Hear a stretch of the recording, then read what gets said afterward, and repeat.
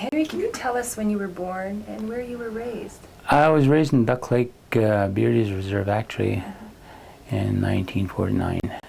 And I was raised on a farm there and brought up on a farm, and went to school at Beardy's, but I never went to a residential school or anything. That's where I was born. Now, who are your parents? My parents are, my father is dead and gone now. He passed away over 30 years ago, I guess. His name was Gabriel Gardipy. Yeah, Gabriel Gardipy or Gardipy. So I believe it must have been, like they say, Gardipy, and then I met a fellow down from Edmonton, like him and I, like he adopted me as a brother. But his name is Gardipy. Morris Gardipy, maybe you know him, maybe you've heard of him. But he said like he wrote some kind of a book, and he said like the name is supposed to be Gardipy, he says, so I don't know. But anyhow, my father's name was Gabriel Gardipy, and my grandfather's name was Joe Gardipy. So I believe he was from Portage La Prairie area. Yeah, so that would, and to my understanding, he was adopted and voted into the Beardy's band years ago, and you know, this was the understanding that I got. But like we farmed there, and that's where I grew up on Beardy's. All my brothers, like there was 12 of us, the family. Very big family. Like my brothers. Well, one of my brothers, all of my brothers actually play, you know. Did you come from a musical family, and tell us how that may have affected or influenced you to pick up an instrument? Like, well, actually, I guess I could say like we did come from a musical family, like my sisters. Like all my sisters, Mrs. LaFawn now, she's an older lady now, elderly lady. But actually, she was the one that really got me playing guitar. My first instrument was a guitar, one of those old Stella guitars, you know. And she used to sing and play, and that's where I started learning how to play guitar about 5, 6 years old. You know, it was all by ear. It wasn't by note or anything. And she used to be a good singer. She still is a good singer today. She's over 65, but you know, by the way, her name is Tilly.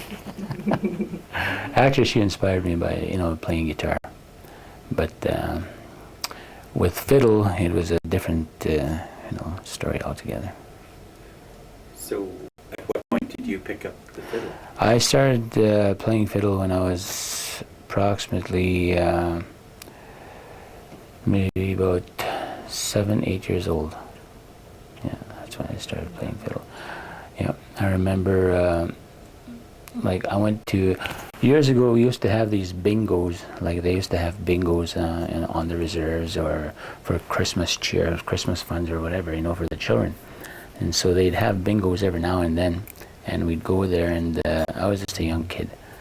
And I went to this one place where my brother-in-law's, like they had a bingo at my brother-in-law's. So I seen this fiddle hanging, you know. And for some reason, I just loved it. Like, you know, I just started to take it down and, you know, start playing it. But anyhow, after supper, I managed to do that. I snuck over to their bedroom, and I took the fiddle down, and, you know, and started plucking the strings, and, you know, it wasn't, I guess it wasn't tuned then, you know. And that's what really inspired me. And then I started bugging my dad about fiddle, and maybe he knew that I was, you know, that I could play fiddle somehow, coming from a musical family. And also a lot of our friends that used to come down, like my dad's friends, they were old then, but they were all fiddlers. And one of them was a Dumont, you know, Eli Dumont, another fellow that was a real inspiration to me, you know. And another one was John Champagne. Yeah. Could you tell me about Eli Dumont? Where is he from? Eli Dumont actually was from Duck Lake, I guess, but he was I don't know if they were, like, I remember they used to call, like him and my dad used to call each other Nista, which means brother-in-law. you know. And he used to work for us, and I believe there was some connection there. I don't know if there was through marriage or whatever, I'm not too sure.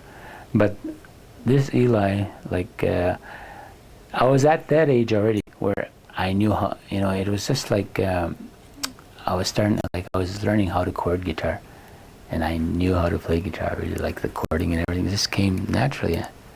And he was a great fiddler, you know, short little fella. And in fact, I play one of his tunes, a waltz, you know. I was just a young guy. I still remember that. Which waltz is that, Henry? You know, I don't believe we used to call it Eli's waltz. So I don't know if it was a traditional or maybe one of his own compositions, but maybe later on I'll play it, I'll see. So, how did you get your first fiddle? Like your very first fiddle? My very first fiddle, okay. I got it for Christmas, okay. Like I remember there, you know.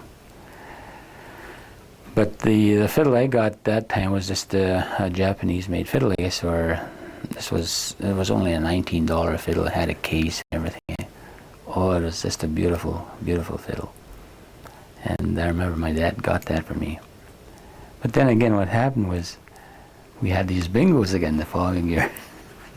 Then somebody, you know, like there used to be a bunch of kids around, eh? Like, you know, we were all fooling around and playing and whatever.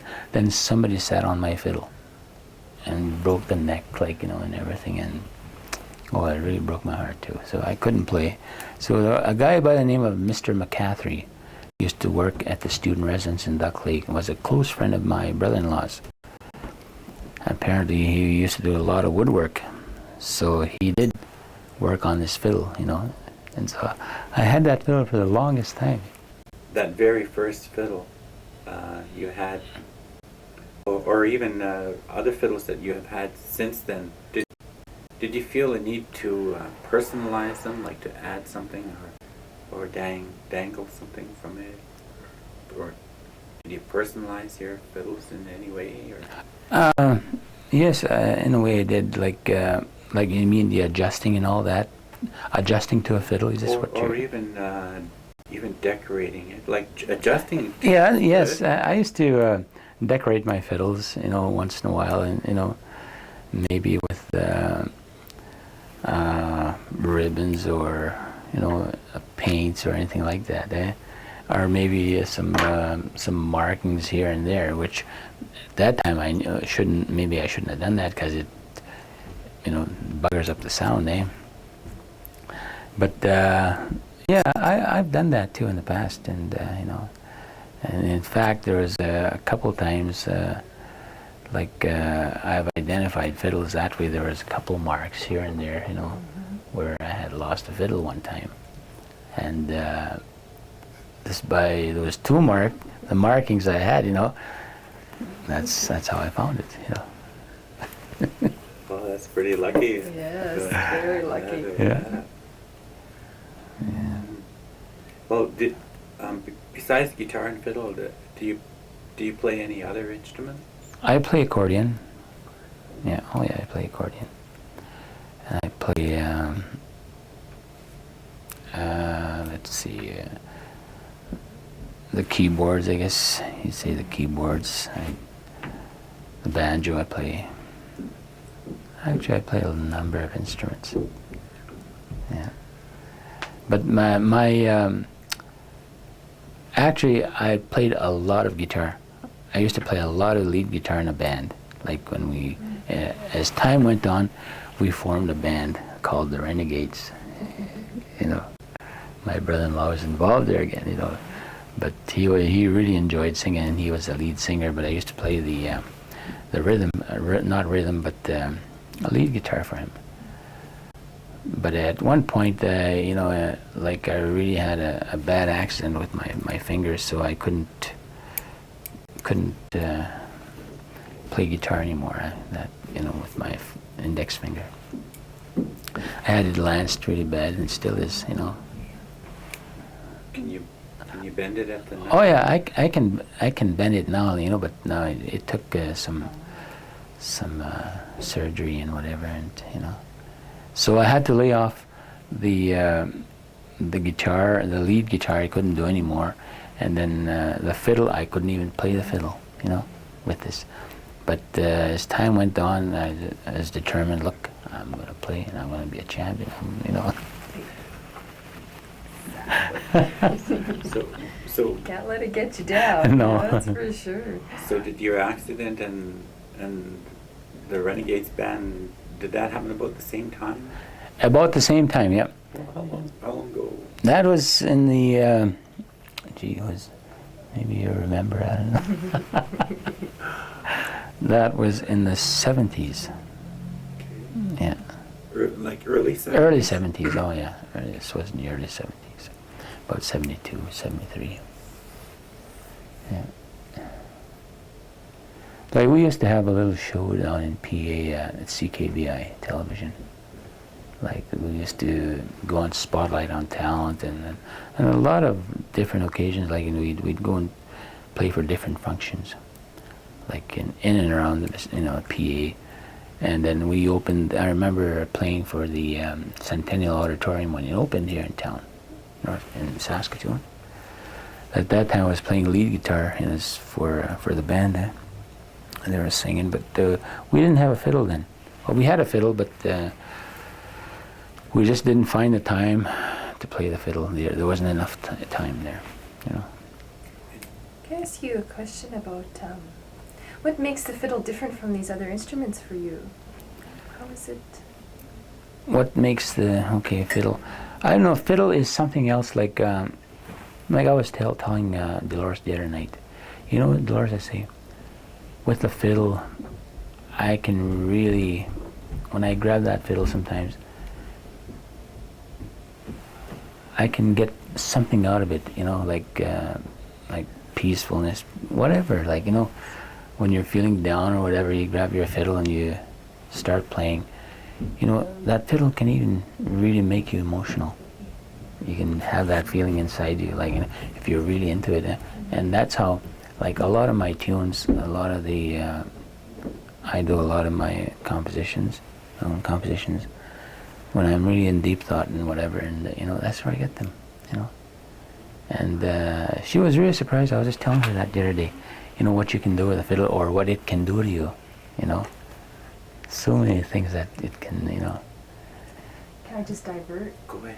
While we're on this fiddle, because this is an interest. You're not the only one who's mentioned it. Mm-hmm. Have you ever heard any stories by any of the elders about like the fiddle and the devil stories, or something quite mysterious like that about these things? Because I've heard lots of different people talk about the story. Was there like stories like that in your community? Oh, definitely. Really? Sure. I'll tell you, like where I come from, like, okay, on the Reserve Beardies, like we have we used to have a barn dance every year, every fall. We used to have this big hayloft, and, you know, and in fact, all of my sisters got married there. They all had barn dances, you know. They all had beautiful times, and they used to have all these fiddlers that come in.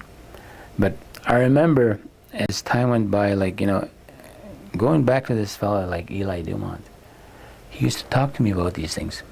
He says, you know, Henry says, don't go up there, you know, or don't go up there at midnight. He says, you might be hearing things, you know, in the hayloft.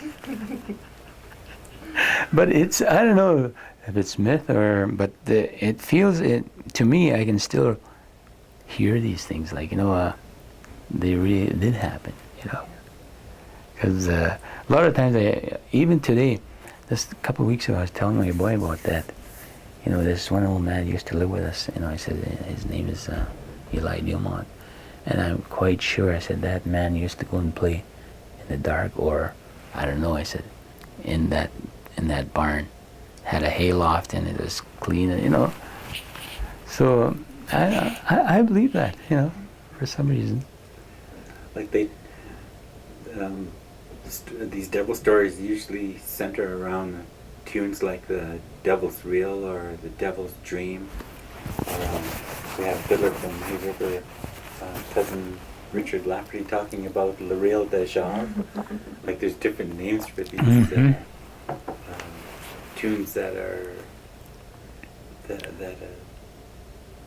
that seem to be about about the devil, and one story we came across is that when you play these tunes like the devil's real, that the devil's dream, like the devil will come to you or will be around. And have you heard? I've heard a lot of stories like that, and I don't know if I should believe them, but I don't know. I believe they do exist. Like, you know, like with me, I play, and I guess it's just the the tuning of it too. So it's different, eh? Like it has such a haunting sound when you play these tunes. Like with me anyway, like when I play the Devil's Waltz or something, you know, that tune has such a haunting sound. Like, you know, it's, you know, and the Devil's Dream, the Devil's Waltz, whatever you want to call them. But I respect them. I respect the tunes. They're beautiful tunes, you know. Yeah. They're hard to play, mind you. You know. The Red River Jig, where did you learn? Whose version of the Red River Jig did you learn first? This is always a curiosity for us at GDI. When did you learn that tune? Where did I learn that tune? I guess it's still from a person by the name of, okay, remember that Edward Thomas I was telling you about? Yes. That was years ago, you know. Oh, yeah. At that time they didn't have no cassettes and nothing, you know. It was just by ear. That's a long time. And even the waltzes and whatever that I thought of, they're always in my mind, you know, wanting to play and knowing, how, you know, I will play one of these times, you know.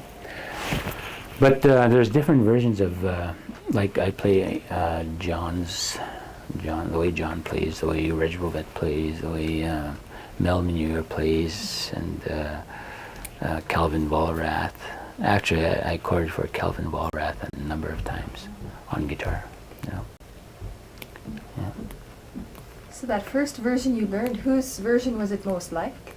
Mostly, but Or was it different? it was, I don't know, it was just a tune.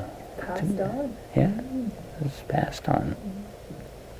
Did they ever, do you remember any dancers when you were, you know, the old people, when you were young?